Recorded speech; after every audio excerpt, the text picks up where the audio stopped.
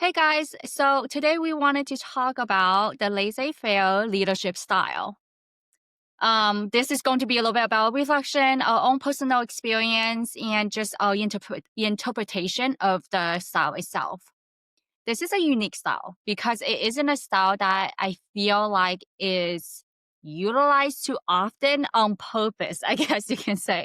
My experience with the style really comes down to just more me recognizing my skills and my value added to the team when it comes down to them being more of an expert on the ground or the topic at hand.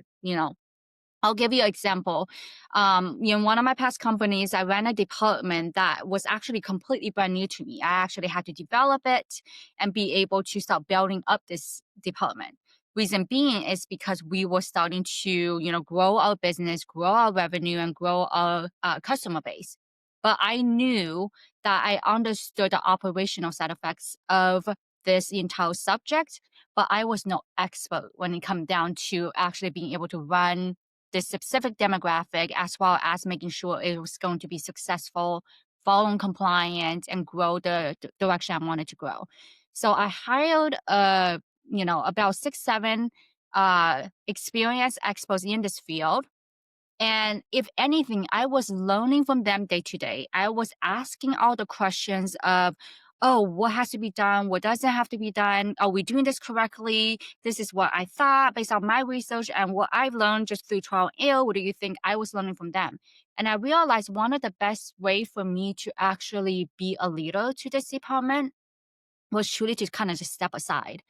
I stepped aside while they did what they needed to do to really stabilize and build the fundamentals and structure of the department.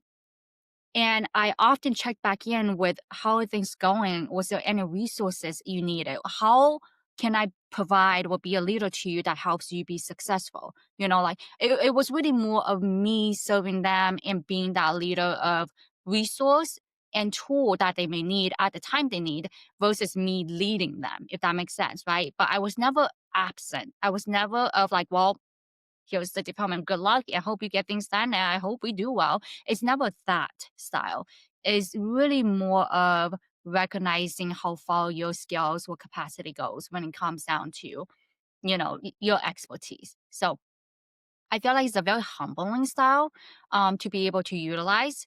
Now, do people utilize this style have there been people that utilize this style and make it feel very I guess, taken advantage of? I'm sure there is, because it is so hands off that less work for you, more work for the team, but it shouldn't be that way. So, yeah. Yeah, well said, Kiana. From my perspective, I also haven't really used this too much, right? Mhm. I think from most of my career in the jobs that I've been, um, I'm pretty hands-on as a leader in general already. So this is kind of like the opposite spectrum of my style of leading. I can see one point you made, Kiana, that's very valid is this is not something that you say, oh yeah, that's right. I don't really check on my team, so I guess I'm a laissez-faire leader. No, not Mhm. really, right? Like you're doing this on purpose because you think to yourself, if I step away from the team and give them space, it creates more benefit than me being there on top of them every day, right? Mhm. So if that's your strategy, then great, you're doing this for the right reasons, and this leadership style here that has been addressed reflects that. That's fantastic. Um, but if you're accidentally doing it and you're still kind of doing well, but not necessarily better, then I would question, if you're actually doing it for the right reasons. But yeah, I haven't used it too much. I will say there are some situations that this has been used. So I could argue that it has been used in some situations where a process or a certain part of my team I didn't have to meet with as often. And that happened definitely over time. So one of the big pieces of this style that we talked about previously is kind of the warning that you never really start with a laissez-faire style. You kind of gear towards it over time. I think that's very natural. It makes sense. I think most of you that probably use this, you'll think to yourself like, yeah, I don't didn't really just start automatically and said, hey, everybody, I'm going to be completely hands off. Although I've had a leader do that to me. You typically wouldn't do that. I think we're completely hands off and you do your thing and then check with me. But that has happened because, checking on their performance, checking on how they're doing things, that meeting became so monotonous in a sense, like no value, where it was like, okay, let's just move this into a check-in with an email and a review or whatever, or some kind of like a performance review. And that just kind of worked itself out. Now, I'll tell you, like, there is also the opposite piece of this, which is if you get too detached from the team, then the team not necessarily is going to take advantage of you, but then the team will feel like they don't have the support.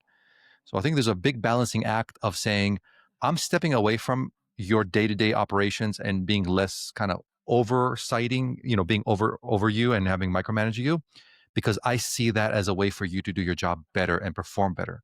So if that's the case, I think that's a fantastic style to go for. But if you're doing that because it's to your benefit because you can just do less work, I think that'll probably turn into some kind of disaster anyway. So you wouldn't want to go that route. Yeah. Yeah. I agree. I mean, you're right. It's a balance. And it's definitely the one key word here is it needs to be utilized intentionally, but intentionally as in it was earned through your management and leadership of knowing your team and their expertise and how and understanding the work ethics, like that, hey, if I just lead them to do what they need to do every day, I know they're going to get done, but you should always know what's going on, right? I have had this experience myself where it was utilized on me, and it was a very interesting experience. It was one of my first jobs actually I got post college, and he literally, the founder, he gave me the laptop and he's like, yeah, you can start working. And I remember just sitting there like, okay.